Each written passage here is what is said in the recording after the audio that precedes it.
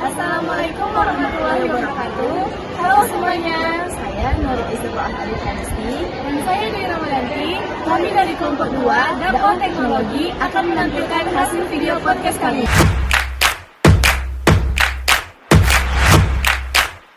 Lalu, waalaikumsalam.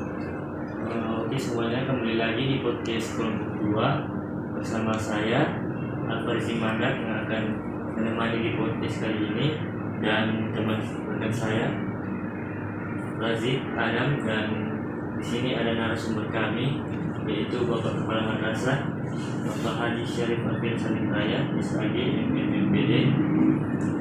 Nah, alhamdulillah, dan juga tema podcast pada hari ini yaitu yang kayak menarik nih.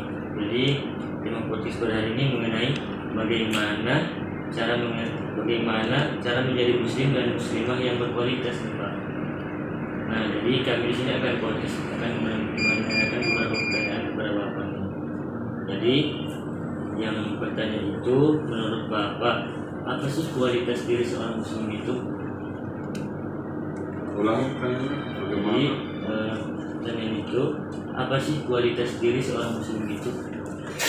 Ya, terima kasih. Assalamualaikum warahmatullahi wabarakatuh. Waalaikumsalam. Kalau kita bicara kualitas diri, berarti itu sumber daya manusia. Ya. Sumber daya manusia itu berarti kemampuan, keilmuan, keterampilan, termasuk akhlak dalamnya, kemudian kepribadian, tutur kata, dan sebagainya. Tapi bagaimana menjadi kualitas muslim yang menjadi kualitas muslim yang baik? Tentu harus melaksanakan ajaran agama sesuai dengan perintah agama. Sebagai seorang muslimah tentu berpakaian harus menutup aurat, kemudian dia juga bergaul secara islami, tidak boleh bergaul bebas, kemudian dia juga menjauhi hal-hal yang dilarang. Yang dilarang itu misalnya disko, masuk ke tempat-tempat kafe pakai jilbab terus dia goyang-goyang misalnya, atau disco joget-joget, itu kan kurang baik. Berarti akhlaknya orang baik. Bergaulnya juga harus terjaga, jangan bergaul misalnya dengan anak-anak yang nakal, yang banyak melanggar peraturan atau tertib atau bikin resah masyarakat, itu nggak bisa, nggak boleh. Nah, kualitas muslim atau muslimah itu tentu yang pertama, dia harus belajar sungguh-sungguh. Ya, dia harus mengasah kemampuan intelektualnya, kemampuan akademiknya, bahkan sampai keterampilan sebaik-baiknya. Makanya dia harus menjadi orang yang sukses di dunia, tapi juga sukses di akhirat.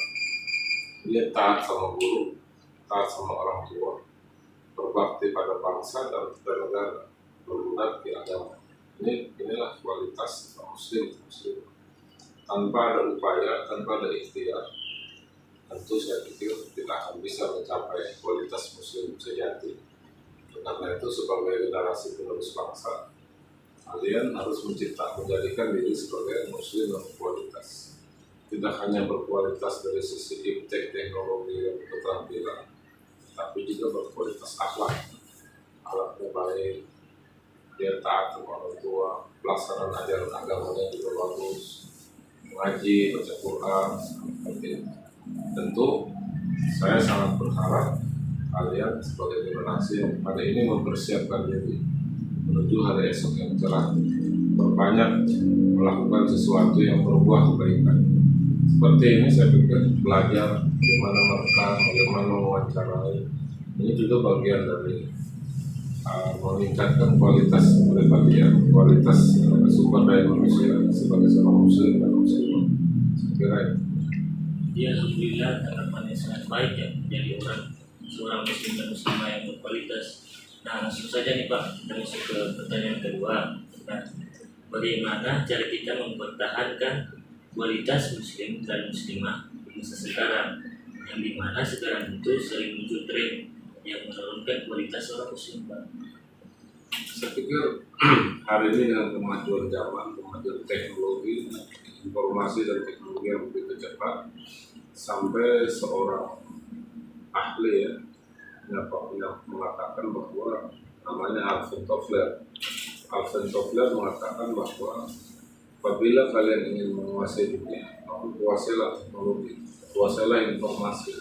Karena informasi ini kadang-kadang bisa membuat kita lebih terdepan dalam pemahaman pengetahuan. Nah, bagaimana cara mempertahankan kualitas Muslim dalam keadaan sekarang dengan zaman yang serba terbuka, kemudian dunia ini seakan-akan sudah dalam genggaman, handphone di tangan, kemudian televisi, komputer, ya, ini semuanya bisa berakibat buruk atau beresiko atau berpotensi negatif. Karena orang seringkali melakukan sesuatu tanpa lagi berpikir baik buruk atau tidak, bermanfaat atau tidak, berguna atau tidak. Itu tidak lagi berpikir, yang penting lihat langsung ikuti. Nah, saya pikir kalau ini yang terjadi, maka kita tidak akan mampu mempertahankan kualitas Muslim kita. Muslim, seorang Muslim dan mungkin juga hampir semua agama mengajarkan tentang kebaikan, tentang ketuhanan, tentang kebersamaan, tentang menjaga harta bendanya, keluarganya, termasuk menjaga dirinya. Nah, oleh karena itu kita harus membentengi diri. Kita harus membentengi diri dengan ibadah, dengan mencari memilah pergaulan yang baik, hati-hati dalam bertindak, dalam berkata-kata, bahkan dalam chattingan, dalam menulis, baik itu Twitter, Facebook, Instagram, dan sebagainya.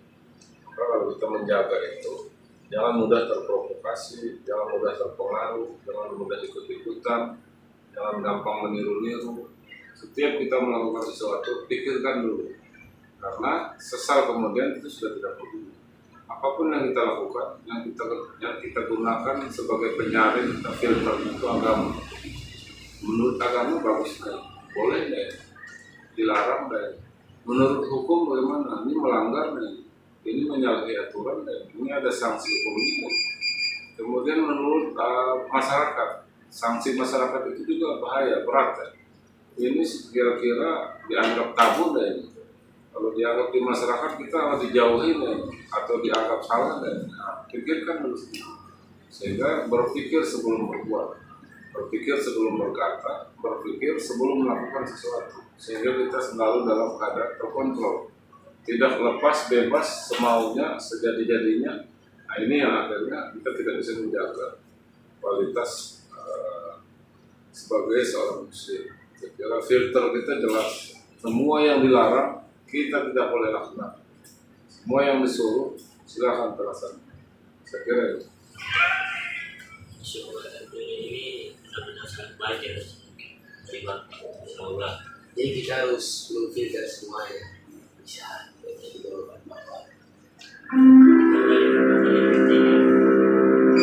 apa yang terjadi jika seorang kehilangan kualitas seperti ini? Ya, saya pikir yang membedakan manusia dengan hewan itu kan adalah akal. Setiap manusia itu diberi anugerah akal oleh Allah SWT. Kalau binatang itu hanya diberi insting, ya. Kemudian diberi akal, juga diberi nafsu. Tetapi berbeda dengan para malaikat. Malaikat itu tidak diberi akal, tetapi tidak diberi nafsu. Ya, manusia, malaikat diberi akal, nah? Diberi akal, tetapi tidak diberi nafsu. Manusia diberi akal dan diberi nafsu. Hewan tidak diberi akal, hanya diberi nafsu. Nah, inilah yang membuat hanya manusia yang bodohlah, hanya manusia yang tidak berakal lah, yang tidak mau berpikir ketika melakukan sesuatu. Nah, jadi pertanyaannya bagaimana supaya kita tidak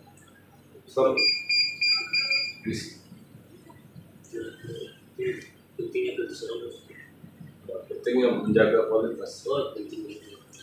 Ya, bagaimana menjaga tidak ini ulang ayatnya. apa yang terjadi jika seseorang kehilangan kualitas? Itu. Maka kualitas itu kan akan kehilangan ketika dia tidak menggunakan akal, tapi hanya menuruti nafsunya.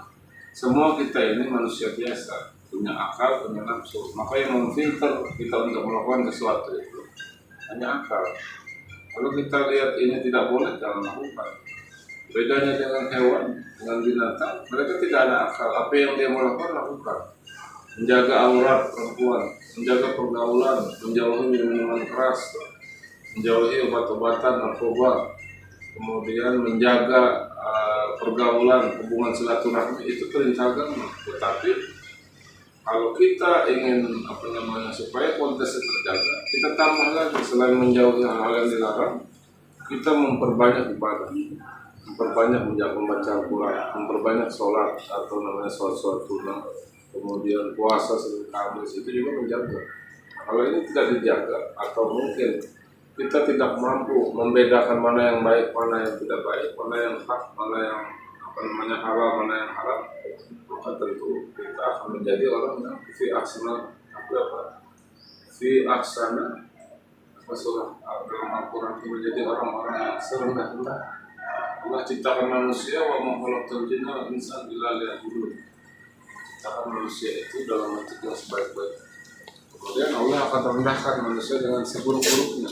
Kenapa? Karena tadi dia tidak menjaga harkat dan martabatnya sebagai manusia. Diberi akal tapi tidak digunakan untuk berpikir. Diberi mata tidak digunakan untuk melihat. Semuanya dihantam kurang, membuta. Semua dia lakukan semaunya, sejadi-jadinya. Maka orang yang begini pasti kualitasnya rendah. Dia bukan cuma hina, tetapi jadi menjadi hina dan hina, dan lebih rendah dari makhluk namanya hewan atau binatang. Saya kira itu. Nah, jadi langkah baiknya kita menjaga kualitas mental kita sebagai seorang muslim gitu ya. Baik, yang terakhir, kalau tadi seperti yang sudah kami katakan, cara mempertahankan kualitas diri, sementara bagaimana cara kita dalam berteman sehingga tidak merusak atau mengusir kualitas diri orang lain. Islam mengajarkan kita hablum minas, hablum minallah. Hablum minallah itu berhubungan baik dengan Allah Sang Pencipta. Bagaimana kita berhubungan baik dengan Allah? Caranya melakukan ibadah, baca Quran, sholat 5 waktu, sedekah, puasa, itu dalam rangka mendekatkan hidup kita, diri kita dengan Allah, dengan Allah. Tetapi ada yang lebih penting juga, selain penting berhubungan dengan Allah, tetapi juga hablum minas, berhubungan baik dengan sesama manusia. Kenapa ini penting? Kita hidup di dunia ini sebagai makhluk sosial. Tidak mungkin kita bisa hidup sendiri, atau cuma dalam satu keluarga, atau mungkin dalam satu desa, atau mungkin cuma dalam satu kecamatan. Namun kita ini hidup dalam global dunia. Hari ini saya bisa kontak dengan teman di Amerika, saya kontak dengan di Jepang, atau di Kalimantan, atau di Jakarta. Artinya sebagai makhluk sosial, kita pasti berhubungan sosial dengan orang lain. Kita pasti ingin bermasyarakat. Bagaimana kita dikatakan tampan, cantik, kalau tidak ada orang yang nengok, ada yang lihat. Maka untuk membuktikan bahwa kita ini pintar, kita ini sangat cantik, harus ada orang lain yang menilai. Nah, oleh karena itu penting hubungan bermasyarakat itu, bersosialisasi ini.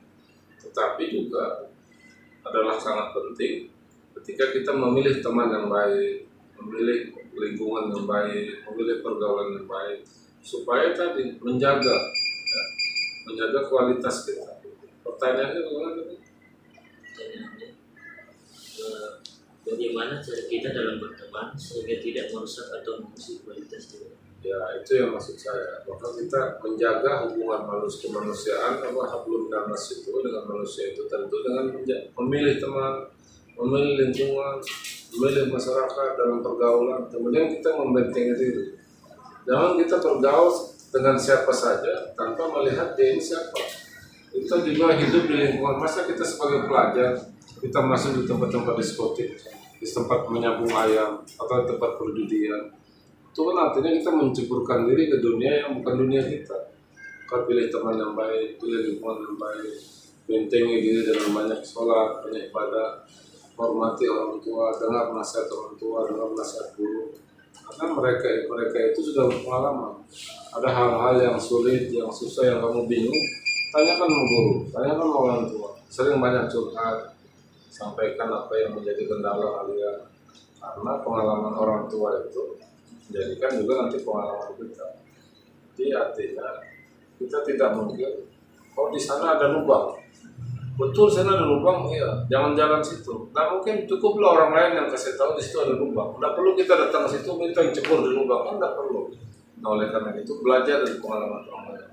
Siapa yang berpengalaman itu? Guru, orang tua, ya sahabat-sahabat kita yang lebih dewasa, yang memang mereka sudah mengalami hal yang belum kita alami. Maka belajar dari pengalaman orang lain itu biasanya lebih menyenangkan dibandingkan kita kecebur dulu. Wah, api itu panas, masa sih?